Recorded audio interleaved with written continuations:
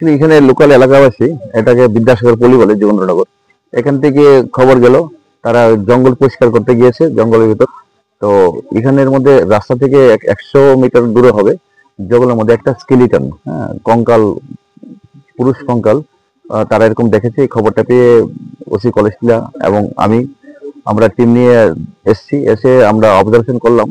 এটা একটা unidentified skeleton, mail skeleton.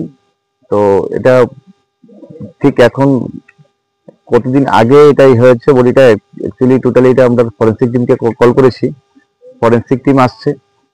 বডিটাকে আমরা রাখবো আইডেন্টিফাইয়ের জন্য, আমরা 72 আওয়ার্স অবশ্যই রাখবো।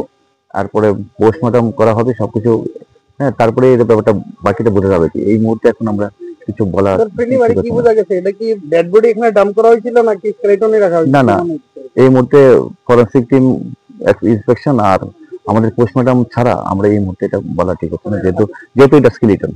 কেউ পাড়ার লোকের সাথে কোনো যোগাযোগ হয়ে যায় এখানে কোনো মানুষজনে তার সাথে? না, আমরা এসে লোকালি পাবলিকের সাথে কথা বলেছি। পাবলিকের ব্যাপারে এই এলাকাতে কোনো মিসিং এরকম কোনো রিপোর্ট নেই, হ্যাঁ, আশেপাশে এলাকাতে কোনো মিসিং এরকম কোনো রিপোর্ট নেই। হ্যাঁ, তো সবথেকে বেশি অবাক লাগছে যে একটা বডিটাই হচ্ছে, যে একদম নর্মালি একটা বডি ডিকম্পোস্ট হলে, মানে একটা পচনশীল হলে একটা হ্যাঁ খুব বাজে গন্ধ বাড়ে, হ্যাঁ, ডিকম্পোজিশন হলে যে বডির গন্ধ বাড়ে এরকমও পাইনি রাস্তার মধ্যে। হ্যাঁ, তারা এসে তো সেই ব্যাপারটা ভাবছি কি আর কি। দেখলাম তারা তাদের আপনার জীবননগর প্রধানপাড়া থেকে আনুমানিক 1 মাস 6-7 দিন আগে একজন মিসিং ছিল। তো আমরা অনেক খোঁজাখুঁজি করছি, পাচ্ছি না, ওদের ফোনটা সুইচ অফ, ওদের ট্রেস যাচ্ছে না। ভদ্রলোক ভলেন্টারি বাড়ি থেকে চলে গেছেন, বয়স্ক লোক। তো এখন ওদেরকেও আমরা ডাকিয়েছি, ওদের ফ্যামিলি মেম্বাররা এসছে, ওনার মিসেস এসছে।